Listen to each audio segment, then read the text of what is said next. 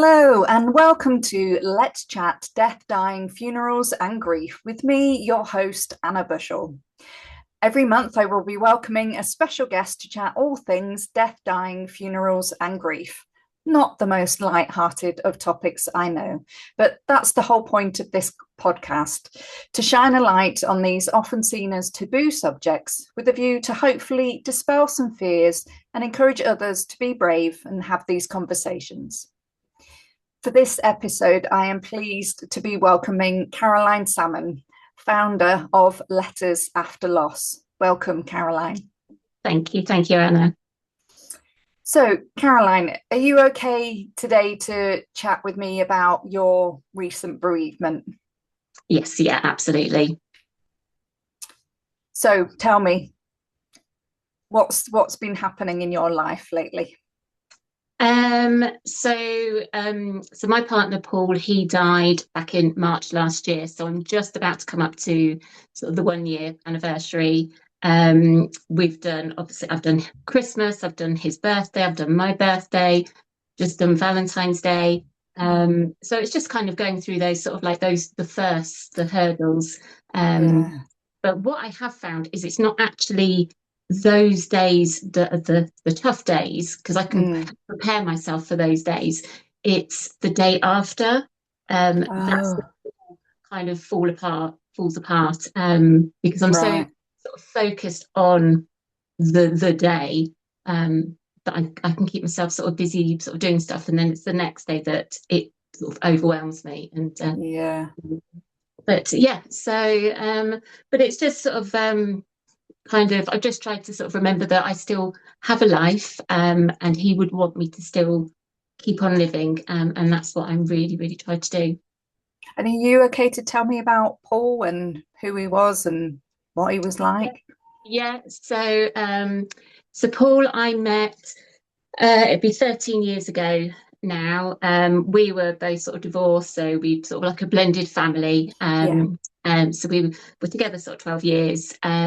He Yeah, he was just a really lovely guy. He was a very positive guy, which was quite sort of nice for me, because I'm like um, I wasn't the positive one. He was always the positive one, and would sort of like keep me sort of like going, and just, yeah, he just had very loads of quotes, that just sort of made you sort of see life in a different way, kind of thing. Yeah. Um, and yeah, and then um, everything was fine. He was sort of like, he was out playing tennis and working, and everything was great. And then suddenly he just felt a little bit ill, and we thought he had just an infection. We thought it was glandular fever. Um, Oh, but it wasn't. It was cancer, unfortunately. So it was sort of like I had to take him to hospital, so he was in hospital for 3 weeks. And yes, so it wasn't simply something that antibiotics could sort out. It was a little bit worse.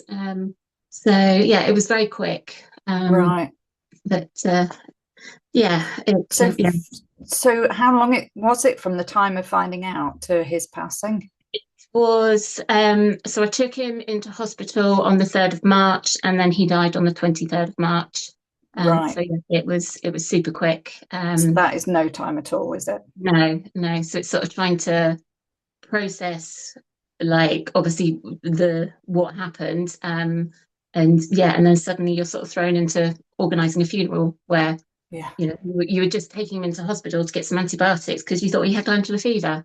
Yeah. Um, so yeah, it was a little bit quick. Yeah. Yeah.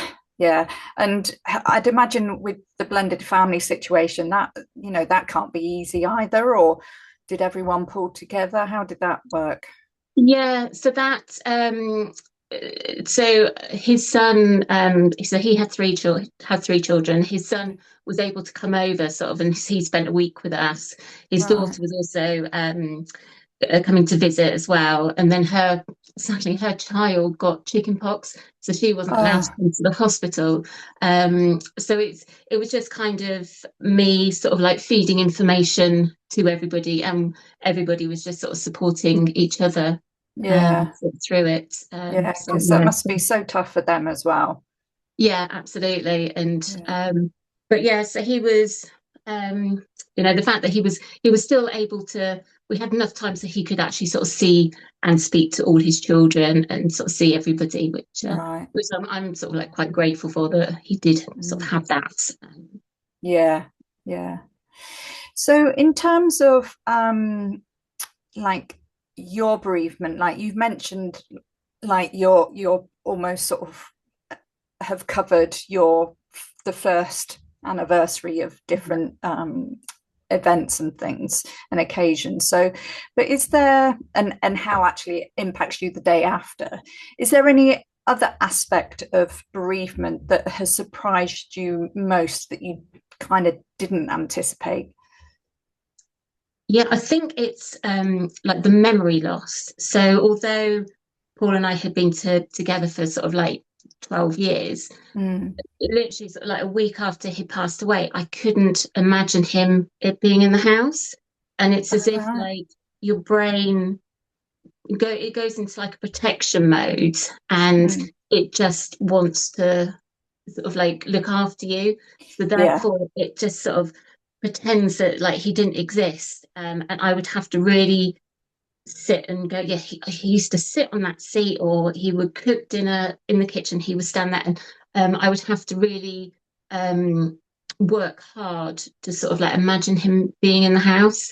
Wow. And I would have to look back at photos and sort of like messages that we sent to each other to sort Mm. of remind myself that yes, he was real, and he did exist. And so it's sort of yeah, it's your brain just plays sort of havoc with you. It's as if you've sort Yeah. of gone on a very long holiday, and Mm. at some point you think, well, he's going to come back, but you have Right. to remind yourself that actually he's not coming back. And Mm.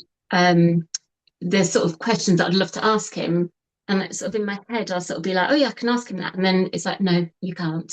Yeah. So it's just sort of that um, kind of thing, and then it's sort of the grief fog as well, which is just it's kind of like um you're sleep deprived and you're hungover, and it's just a heavy weight that you're carrying, Right. and that is just it lasts for sort of, I think for me it lasted sort of a good sort of 2 to 3 months. Right. um and it's yeah, it just it feels like sort of like the world is very hazy and stuff, Mm. and you're sort of trying to function because you've got all this admin to do. Yeah. You're Yeah. trying to sort of deal with that whilst you're absolutely exhausted from just the functioning as a normal person would try and function. Yeah. So, but sort of like, I mean, the grief fog is kind of like lifted now, so I can sort of like get through the day. Um, Right.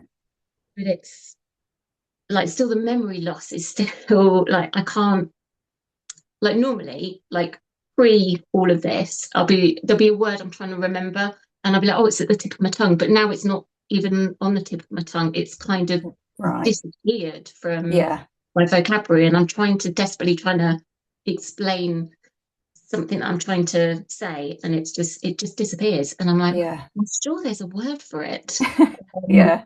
I was talking to my mum the other day, and I was trying to explain to her about a multi-story car park. Yeah. I couldn't remember what the word multi-story. And so Right. I was like describing, and I was like, oh, it's, a place where you put your cars and we all park on top of it. And I was just like, I'm sure there's a word for this, but Yeah.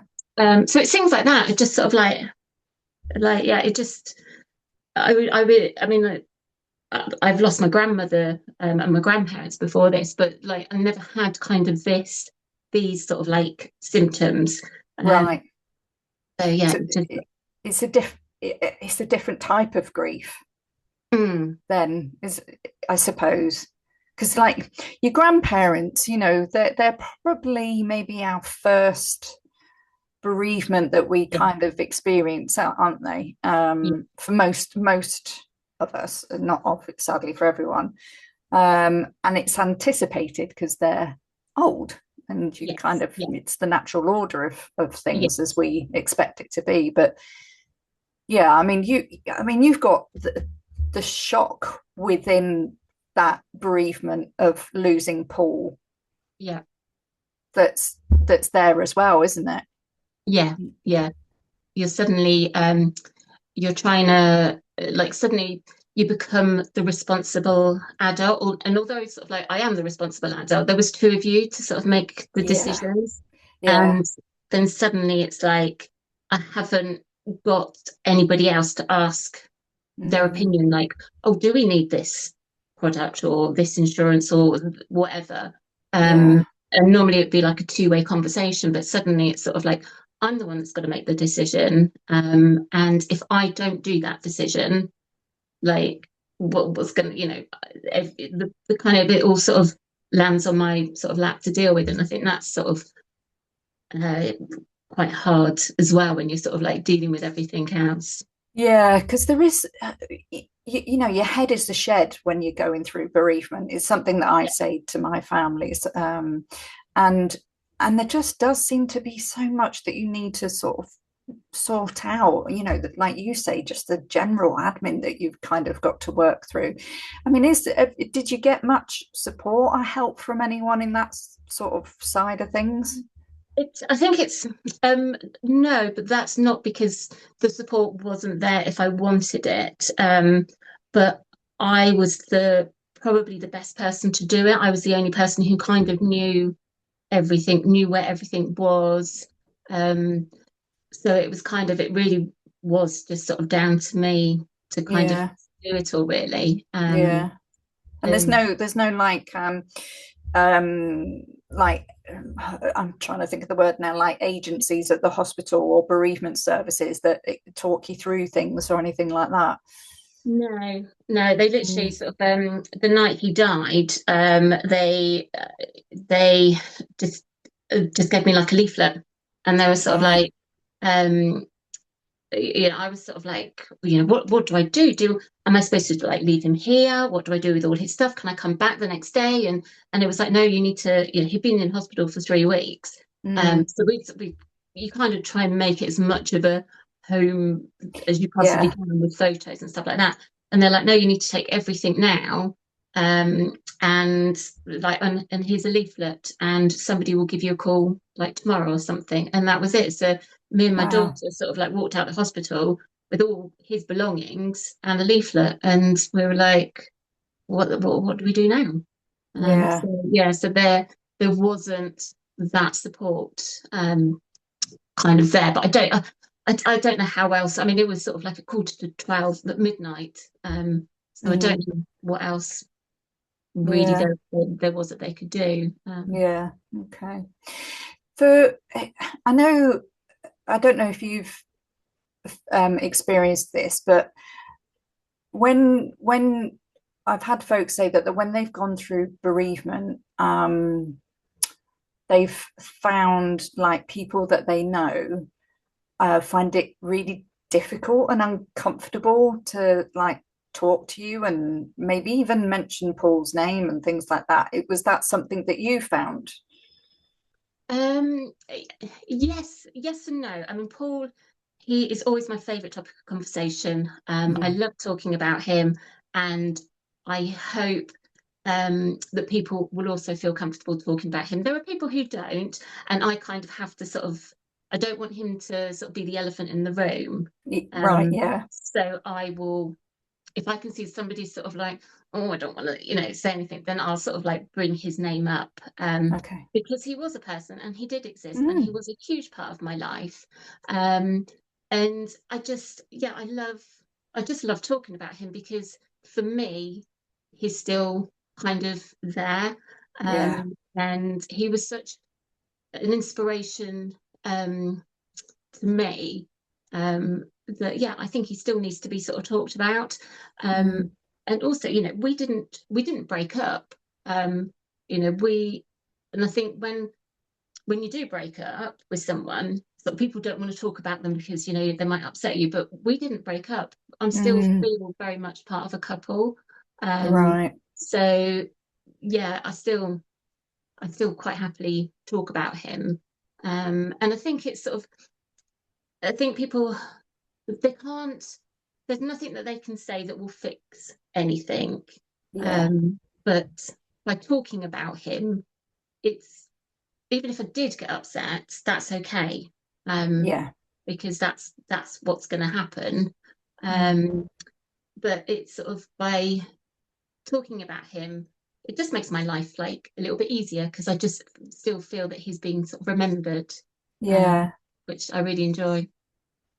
Is there any particular like advice or anything that you would give to folk who find it uncomfortable and difficult? I think it's just sort of knowing that there's nothing that you can say that will ever fix the the problem kind of thing.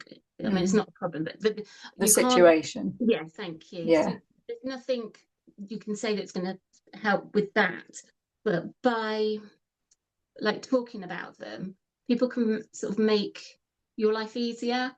Mm. It's kind of like with the how are you kind of question, um, Mm. and it's sort of like I think it's it's a nice question. It's nice that people are thinking about you, that they want Mm. to know how you are. But I think it's whether or not there is they genuinely want to know how you are, and if they do, how Mm. can they help make your life easier, kind of Yeah. thing. Yeah. Um, because I've got an amazing neighbour, and he'll be like, Caroline, how are you today? And I'll be like, Yeah. oh, actually, the other day I was trying to fix some new windscreen wipers on the car, and I was like, oh, I'm really struggling with this. And he genuinely wants to know how I am and what he can do to help me. Um, Yeah. so I think people find it a lot easier actually if you give them sort of practical things that's like when they do ask how you Yes. are, it's like, yes, I'm fine, but I'm really struggling with like Yeah. this kind of thing. And then they feel that they can help you. Yeah. And it's being brave, isn't it? To speak to someone who you know is dealing with bereavement and grief and just to say, how are you today? Yeah, Yeah. Yeah. And quite often it is the day-to-day functional things. Like you say, yeah, I'm trying to sort the windscreen wipers out on my car that I need help with, rather than, well, I know you can't sort out, how I'm feeling about not having Paul here, but that makes a difference. Yeah, yeah, those it just makes your life easier, doesn't it? It's one less thing to yes, try and get your head around and sort out and figure out. Yeah, yeah, exactly, yeah, exactly. And I mean, the thing is that even if Paul was here, he would be able to have changed the windscreen wipers anyway, so it would still yeah, be a problem that I'd have to deal with. yeah. But yeah, But it's just it. But it just it, it, it's kind of sharing the problem, isn't it? yes, yeah, Yeah, rather than feeling like you're on your own and you've got to do it all. yeah, Yeah. So having that kind of support, really. exactly. Is there anything positive at all that has come from Paul's passing? Um, yeah, and I think he'd probably laugh at this if he were here because Paul was, as I said, he was like a real like positive person anyway. He had so many different phrases for everything. And one of his phrases was that you come with nothing, you leave with nothing, all you have are your memories. And he was very much life is about the moments, it's about making those memories and just enjoying life. And we had so many discussions because I was always sort of like, oh, what's the point in life and all of this. And he was very much, it is just about living and just enjoying it. And Mm, it's sort of like, I finally get it now, which would right. really make him laugh. He'll be like, like, finally, you understand what I'm trying to say. And I think it's just sort of like my perspective on life has changed. Right. And it's just sort of, there are things that the before me would be like, oh no, I can't do that. I'm not brave enough to do that. But now it's Mm, a different me is sort of like, okay, I'm gonna give it a go. I'm gonna try this thing, mm, because it is just about, making the most of what we've got. We don't know, life is a gift. There's no guarantee of tomorrow. mm, yeah. It is just about making the most of sort of like today, Yeah. kind of thing. And and sort of like with my children, I just want to create those memories so that when anything happens to me, they can look back and go, oh, we did this and we did this and we did this. Yeah, And it's not even sort of like elaborate holidays or anything. It's just sort of the little things, the little very quirks. much so. And it's just sort of taking note of those like little things. Yeah, And yeah, and it's just I think just sort of like now I try and live my life in a way that would make him proud. So and because I knew him and I knew kind of like his values, it's sort of like, mm, yeah, as long as I've done something today that would make him proud, then yeah, kind of yeah. Um, so yeah, I think it just changes your perspective on life to realise yeah. um, you're not can't think of the word where you're going to live forever. Um, It's valuing the time that you have. yeah, yeah, Yeah, yeah. And like you say, it isn't always about the big things, the extravagant stuff. Sometimes it is just sitting with someone with a cup of tea and, yeah. listening to the birds in the garden or something. Or, That's it. Yeah, yeah, or it's just yeah, doing something just completely silly and not like worrying about it, like yeah, doing it. yeah. I had a friend come over and stay this weekend, and we've just been sat on the sofa. We've been sat for far too long on the sofa, and we're like, do you know what? We need to get up and move, and we need to do something. And I just sort of bizarrely said, let's play hide and seek. So I know the two of us went off and played hide and seek. Her son was just sat there, just like, I'm not having anything to do with it. So yeah, two sort of like grown women.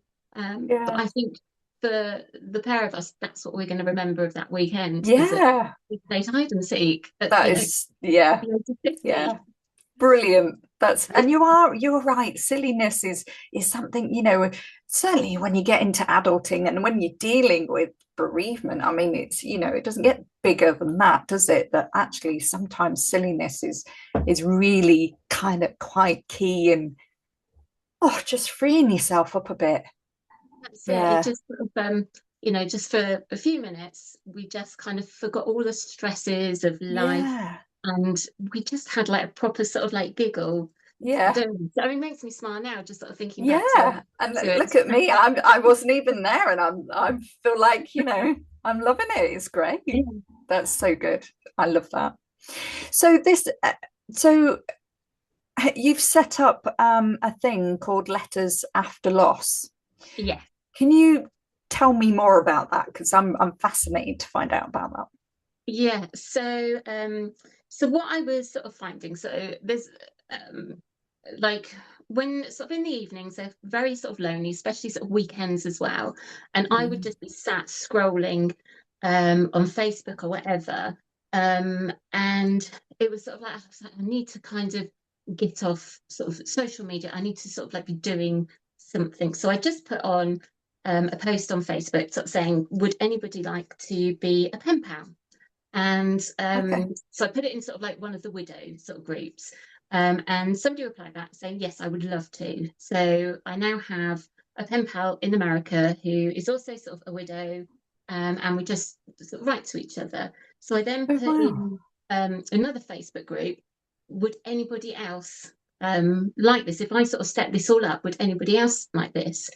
So then I had even more women wanting to do sort of um, become pen pals with other people. So I now have a Right. group of women who are writing to each other. So it all comes through me. So it's not like they're not having to share addresses. So it's all very sort of safe. Right. And so basically, Letters After Lost is basically a sort of a pen pal community for women Yeah. who have lost a spouse or a partner. And Right.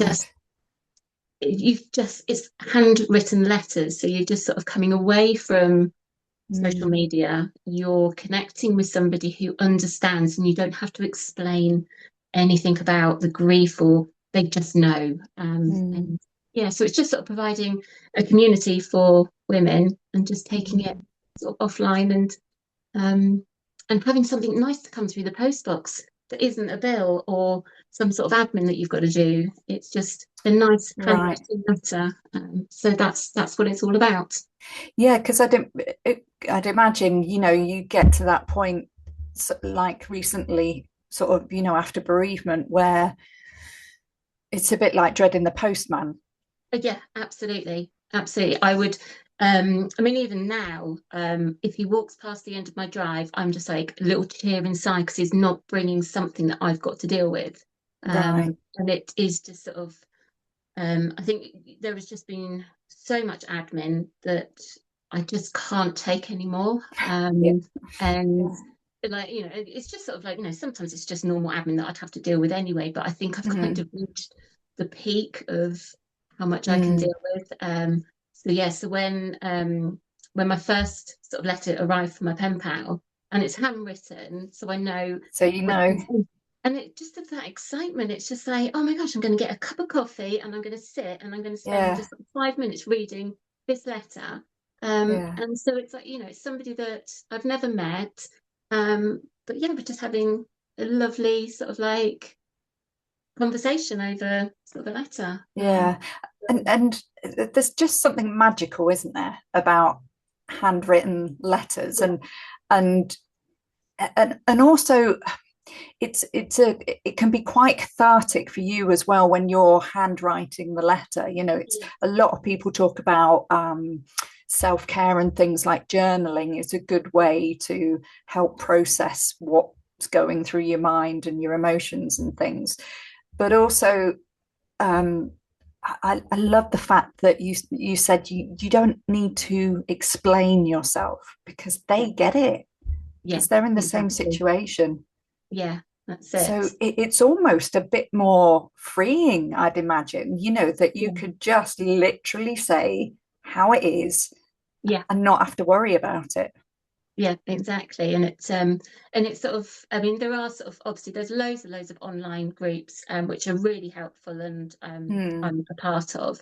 But sometimes in those groups you've got to be quite a not a loud person, but just sort of you're sort of talking to many people, whereas with letter Yeah, writing, it's just sort of a communication, a slow communication between you and another person. yeah.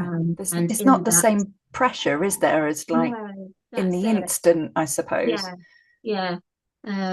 So yeah, so no, it's sort of it's working really well, and it's sort of so yeah, sort of trying to sort of build that up to sort of like share it with sort of more people, Yeah. but as you say, just sitting down and just spending, half an hour quietly just writing your letter, and Mm, there's something really nice about it. yeah. It's a wonderful idea. Thank you. Like when you told me about it, I was just like, it's one of those obvious genius ideas, something so simple but so powerful and so effective. It was like, why is this not more obvious? Why are not more people doing this? But yeah, so I think it's great. And especially that you're able to now share that with other women who are getting comfort and benefit from doing it as well. Yeah, yeah, and I think it's just sort of like when you become a widow, you're already very vulnerable anyway, um, Yeah. and it's sort of making sure that it's done in a very sort of safe way, Mm, so that they don't have to share personal details or anything like that. So, yeah, but yeah, which I is mean, really important. absolutely, it's sort of Yeah. I haven't had a pen pal since I was at school, so to No, have a yeah, pen pal now, it's just like yeah, it's just really nice. yeah. Um, I think I remember in COVID, I sent a couple of letters to just um, sort of not random people, the people I knew, but I sort of chose them randomly. I don't know why. And they absolutely loved it. yeah. Yeah. And it was just It's, like, yeah, it was just so nice to mm, receive a handwritten letter. Yeah. yeah, exactly. Yeah, no, it's lovely. Wow. It's been a real honor to chat with you today, Caroline. And thank you so much for your honesty and just explaining things how they really are. And I am sure there'll be so many people that listen to this that will completely get it and understand where you're coming from. Um, and of course, I absolutely wish you a ton of luck with the letters after loss, and that Thank you. other women really benefit from it the way that you have as well. It's a magical thing to do, and it's something that has come out from Paul's passing. Yeah. And if we can take the good stuff from that, then let's grab it. Yeah, absolutely. Yeah. Yeah. Thank you so much for your time, Caroline. I really appreciate it. Thank Thank you. you, Anna. Thank you. Thank you for joining us. I'm Anna Bushell, and you have been watching Let's Chat Death, Dying, Funerals, and Grief. Until next time, take care and see you soon.